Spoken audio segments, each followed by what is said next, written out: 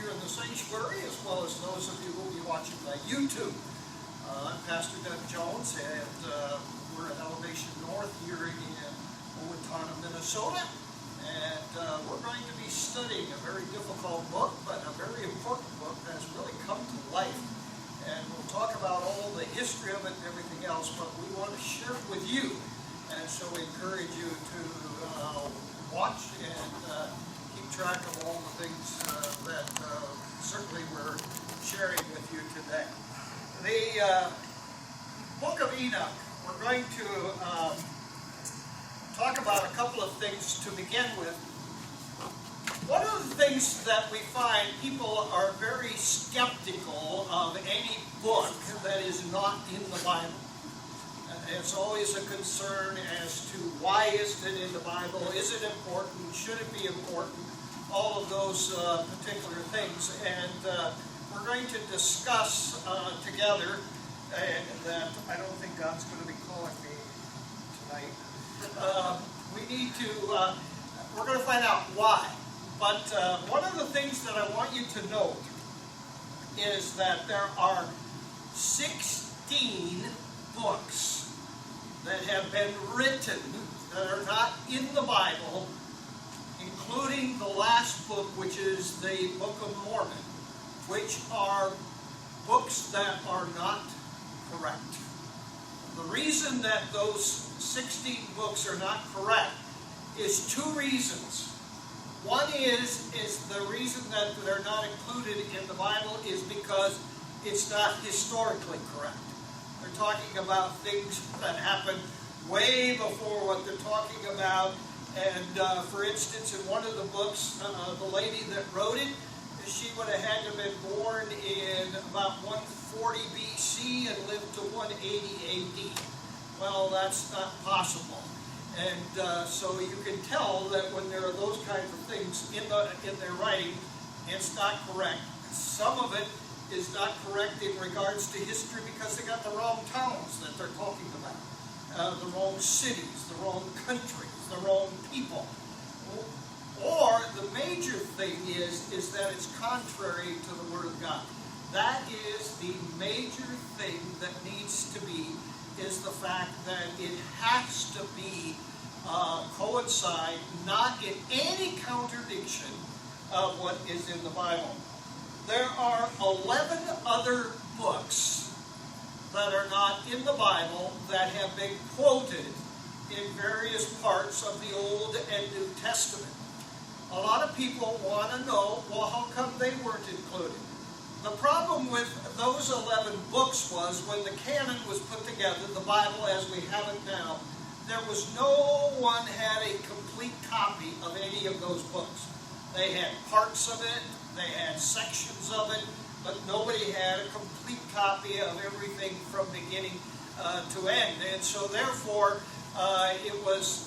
they weren't included and weren't to be a part of it. It was just excluded. There are full copies of some of them now, but those 11 books, and I'm not going to get into all of that, and what are those books and all of those kinds of things. If you want to know that, you can contact me and I can show you what those particular books are. Third of all, those of you that had your books and you read the introduction and you start in there and you go, oh my goodness. I read it as well. It's very hard and complicated.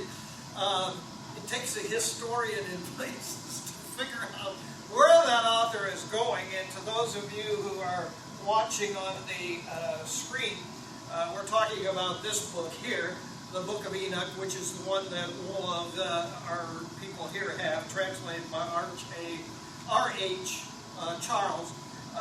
He makes a case in there for the Book of Enoch, and so you're going to find that it is extremely difficult. I am so happy because here is the book that I'm using to teach you by, and that is the commentary that is the Book of Enoch, and this is written by John D. Ladd.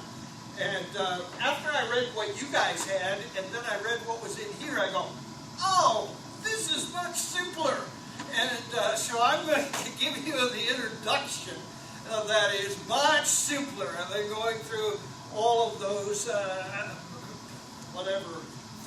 pages of whatever that fine print is in the beginning of the book that shows the introduction.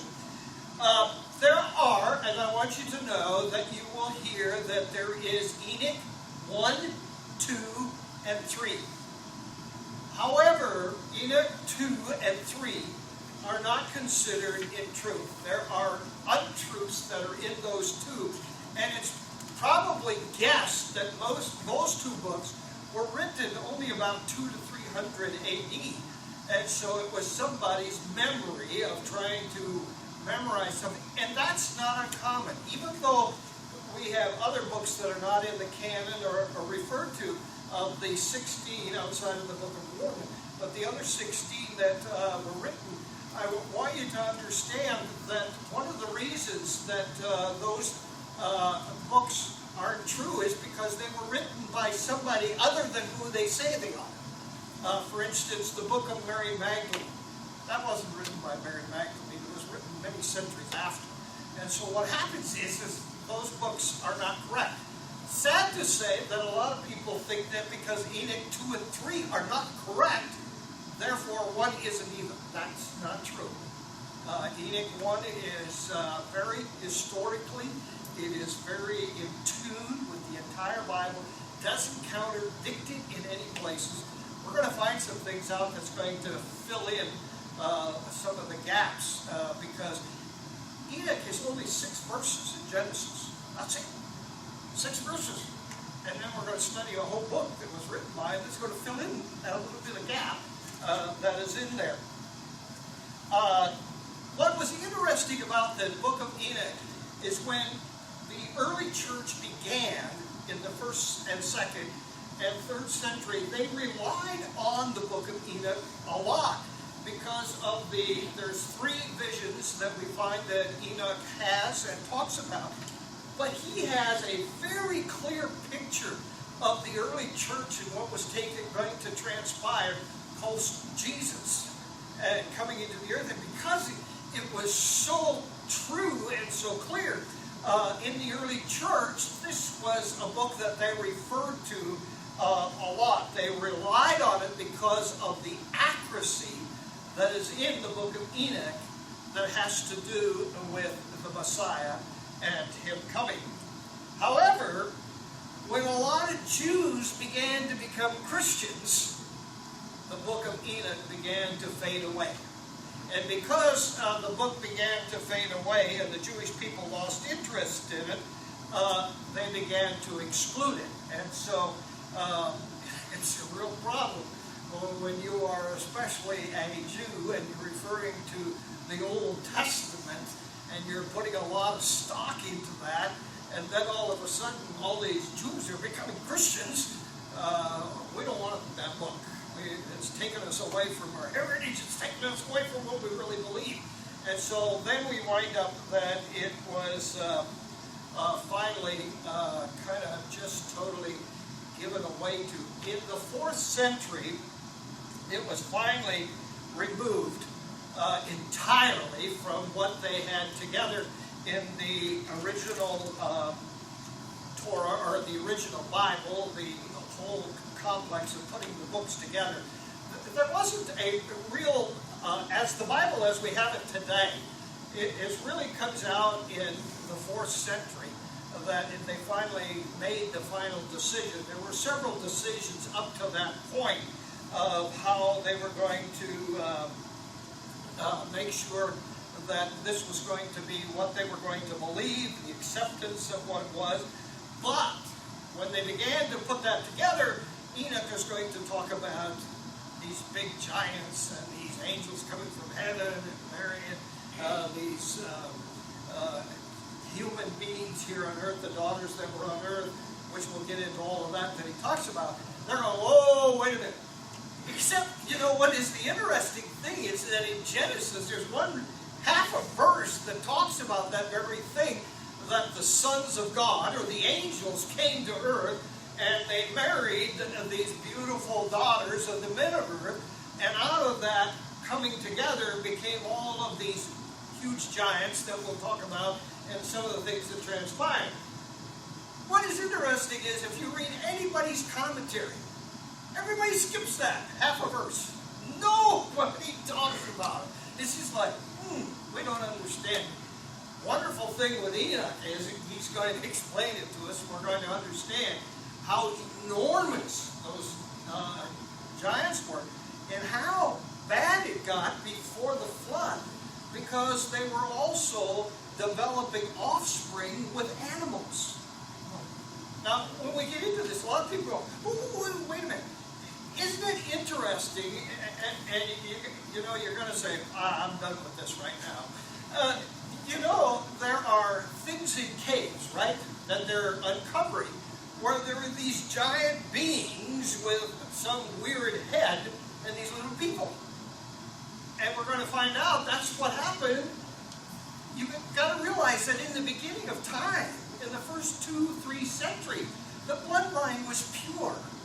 It didn't have all the obstacles where now you better not marry as cousins because there's going to be problems, blah, blah, blah, down the road and all of those kinds of things. That's genetically proven. But back then it wasn't. And so now all of a sudden we're going, oh, that's why that was there. It was really some things that were transpiring. But you got to realize how bad the world was, that God was sorry he created it, and why Noah was chosen then, and the flood wiped out all of the animals, all of the people, everything, in order to start over with just 8 people, and they didn't do very good right off the bat. And so we've always got this huge nature of sin that we are born with and that we have, and that becomes a problem. However, now we find that there was this fellow named, you're going to see that over and over again. If you study Old Testament history, and then you come to the early church and coming of the canon coming together, you hear by 2 guys' names. One is Jerome.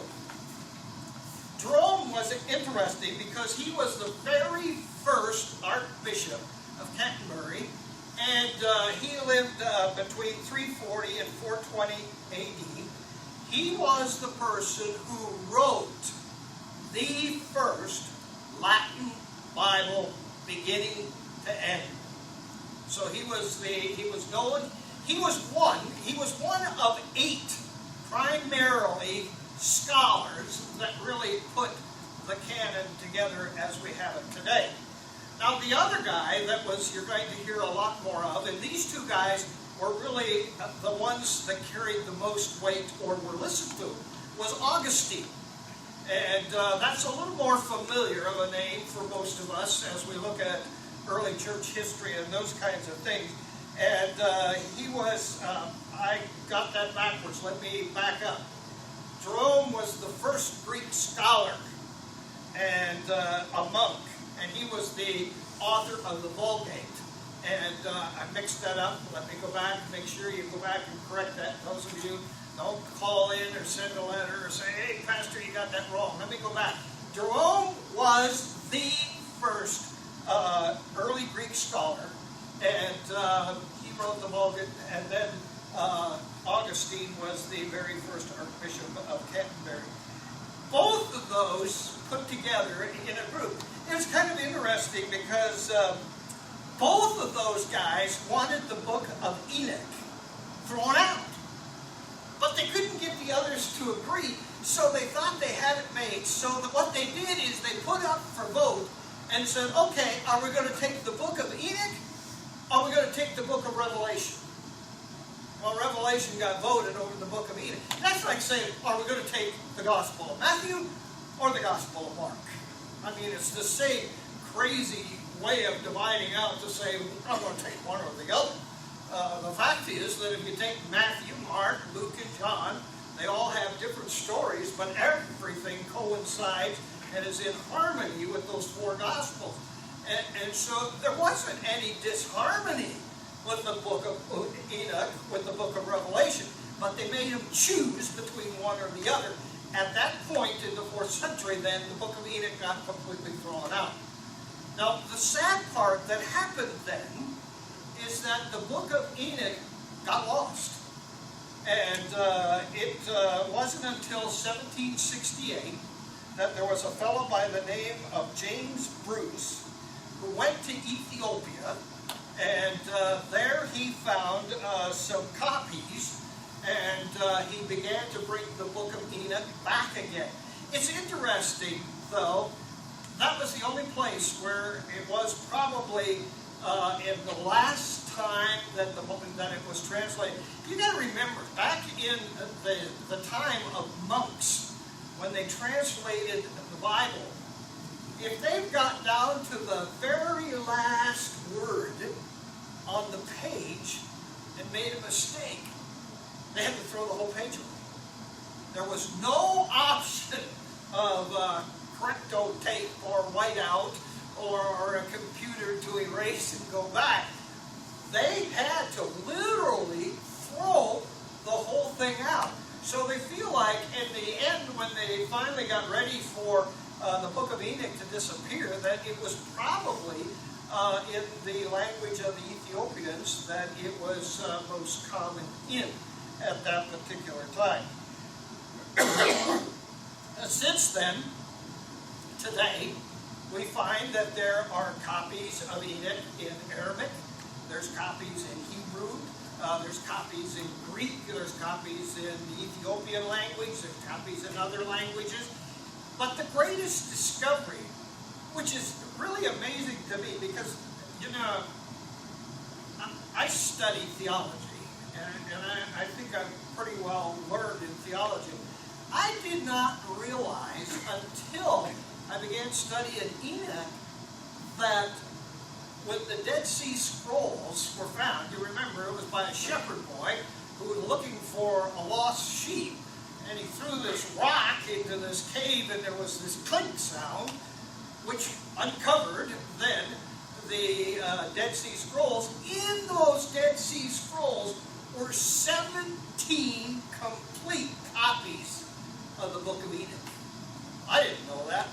I don't know where I was when I studied about the Dead Sea Scrolls, but somehow that went right over my head, and it just never caught my attention. But there were 17 complete copies. Now, maybe it was in such that at the time when they discovered the Dead Sea Scrolls, and there were complete copies of the Book of Deuteronomy, and there was copies of several, I think there were 30 copies of that, I'm not sure, but multiple copies of different books of the Old Testament. Maybe the emphasis was so much they didn't even know what all they had, and at first it just wasn't even talked about. I don't know, but I have to tell you, until I began in this last 3 months to study the Book of Enoch, I didn't know that at all. I didn't know that there was 17 complete copies of the book that was found. Now, what is the first language? You know, there's a big argument, we talk about, well, it had to be in Hebrew, it had to be this. Well, you got to remember something. Enoch lived before the Tower of Babel.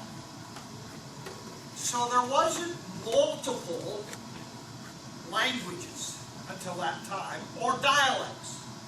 And so it is hard to prove, but generally agreed that the language was Akkadian. And that is a type of Hebrew. It's a certain sect of which they are Semitic language. That's what they believed, which is interesting because we all talk about, well, we got to go back to the Hebrew, and we go back to the Greek. And the fact is that there were all these languages until the Tower of Babel. That's when it happened. Up until that point, every single person spoke the same language. Was it the Hebrew language that the Hebrews speak today? Probably, generally believed, no. It's a little different dialect. Now you say, well, was it Hebrew? Well, it is Hebrew. It is Jodi. The problem is that if you talk to some Norwegians, they got different ways of saying things depending on what part of Norway they came from. And if you talk to Germans, you got High German and Low German. What does that mean? Well, the Low German came when the German people went to Russia and they mixed up some of their Russian language into some of their words. They come over here and they spoke German. But the German people couldn't totally understand them. You get in the languages where you've got the people that are from the Mexican side, mix them in with the Haiti people or other people, or the Spanish. There's different dialects. And you go to Africa where you really see it, is that tribes had their own way of saying things and were differently. However, till the Tower of Babel, every single person spoke the same thing.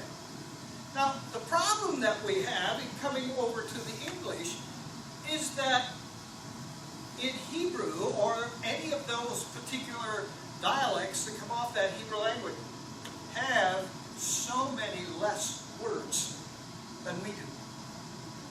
So if I say to you, it's my father, that could mean my great-grandfather, or my grandfather, or my great-great-grandfather. That term went for everybody that was in that category. So when you come back to us today, thank you, sir. That is greatly appreciated. One of the things that happens is that even in English language, I don't even notice it, but when I lived in Nebraska, and I went to Michigan, and I came back, they go, we can tell you've been to Michigan. I go, really? I talk to them. No, you don't. What do you mean? Oh, they go to Minnesota. Oof, no. Oof to this. I got a son that uses that all the time. I go, man, you lived here too long. It's just, what's the other phrase they use? Huh? Well, you know. Well, you know, that's the whole thing. Well, you know. You betcha. It's like, really, that was good. It's really kind of hard then for us to translate back into what was the intentional writer. The other fact is that words are different now.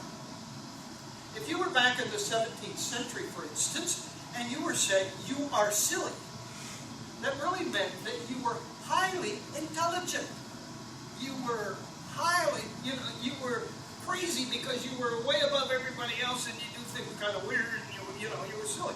Now if somebody says you're silly, doesn't really mean that it's a compliment at all, unless you're a kid or a comedian trying to do a particular job, but the word has changed. So that makes a lot of complications when we begin to try to understand it. We need to understand this. Enoch's primary first ministry was the pre-flood. That's what we're going to see at first. Now, next week when we begin, we're going to do chapters 1, 2, 3, and 4. And you say, that many? Well, chapter 2 has 2 verses, and 3 and 4 have 1 verse. So they're not very big, so we can cover them quite rapidly, so it's not very difficult to do. And so we'll cover it, and if we don't get it covered, we'll just take it from there. But one of the things that's always been an argument, and we'll discuss that when we get to it. I'm not going to get into it tonight, but just to whet your appetite. In the book of Hebrews, when it talks about all of the giants of faith, it talks about all of the people that died in the faith. And in that list, they have Enoch. Well, the problem comes, how do we find the word death there? But it's very obvious from Enoch that it's what we all have pretty much agreed or believed, is he was raptured into heaven. He never did die. He was a guy that walked so closely to God that one day God said, you're closer to my house than your house, so why don't you just come home with me? Right. And it's generally believed, and we'll see the proof of that after we get through the book of Enoch, why people believe that Enoch and Elijah will be the the end that is talked about in the book of Revelation. We'll make that come together when we get to it, but I want you to whet your appetites. Maybe you'll do some digging on your own, but the fact is that Enoch talks about being raptured up into glory. And you know what? I don't intend to be around when the two witnesses come back, so I'll just look from heaven and see which place it's going to be. And, some people argue to their death, but, it's Moses and it's... Everybody agrees it's Elijah, but Enoch and Moses, I guess God's sitting up in heaven going, eeny, meeny, miny, mo, Methodist, Baptist, Assembly of God, whatever, going through to see, find out which one is going to wind up as the one. I think when we get through the book of Enoch, it'll be very clear that Enoch was indeed raptured into the glories of heaven, and he will be one of those guys that has yet to die. The other thing that I want you to know when you're reading it is be careful. And one of the things that concerns me is sometimes we have the tendency to turn over every rock. It's got to have a spiritual. If you're going to go through the book of Enoch with every word being a spiritual uncover something, you're going to take forever to get through it, because it is a real eye-opening on the history before the flood. We're talking, these giants are 3,000. Can't think of the word that I want right now. I'm drawing a blank. Anyway, it's the measure from your furlongs, cubics, which is measuring from the top of your finger to your elbow, which is approximately 18 inches. Multiply that out. That's one huge individual. Now you can look back in history. Was it so difficult to move those stones back then? I mean, if you're that big and a giant of an individual, that's an everyday. There's a difference even in human beings. Josh walks around carrying 50, 60-pound rocks. I make him do that because I pick up the 20 pounders. There's just a difference in what we pick up. Just simply because, you guys, I got to throw this in. I did youth last night. I've been doing youth for a couple of nights, and it was so fun. It's fun that I get a chance to interact with our kids that I don't normally get to do. If you see them on Sunday morning, they're not talking to me, they're talking to Josh. But it was so funny last night, and we were talking about things, and I said, you kids, you need to realize that I'm older than dirt. And one of the girls said, you can't be older than dirt. That's been since the beginning of time. And I said, whoa, whoa, whoa, whoa. If you go out here west of town, you can see them making dirt. And I'm older than some of that dirt they're making out there. And then one girl goes, well, how old are you? And I said, I'm 71. And the look on those youth's face, when they looked at me, it was like, what? We thought you were 61 or 2. I said, well, thank you, but I'm a whole decade older than you think I am. And so they said, well, then how old is Debbie? And I said, well, it's not polite to ask a lady's age, but she's proud to be 69. What? They just couldn't believe that. How you that? Right then, I lost him for a few moments because I was old. And but I want him back. And I told Josh today, I want him back because we're going to do a bonfire next Tuesday night. Roast hot dogs and marshmallows. And I also want him back because we had root beer floats last night. I'm setting the bar high. but it was so interesting. But the wonderful thing that we have in today's world is that we can research the Bible and get things much clearer. For instance, when I went to Israel the first time, and I've been privileged to be there twice. When I went the first time and we went down to the Jericho to see the ruins there as they're uncovering them, I have always disagreed that when the trumpet sounded the walls all fell down. They didn't. Actually, they fell down in places that were convenient and for strategy-wise to give them a quick victory. And when you get there and they start excavating, you find that there are sections of the wall that is still put together in some places where it's gone. And one of the things that's so exciting about today's world is that we can research and find things that are totally we had no access to years ago. I was thinking when I was doing some of this research on Enoch, I'm going, oh man, I could have had fun with this in seminary. And I would have disproved some of what I thought wasn't really quite correct. And but I was this rebel student, and the best way to get an A is you write the paper the way the professor wants it. That's what you do. You don't have to agree with it, but that's how you get a good mark. And there were just things that I didn't agree with. And then all of a sudden, as we get more and more things, stuff that I was strong on, foot down, locked into, all of a sudden I find history shows it's different. We've excavated this and we find, that was different. This gets changed. And so all of a sudden you find that you think you know what the Bible has to say.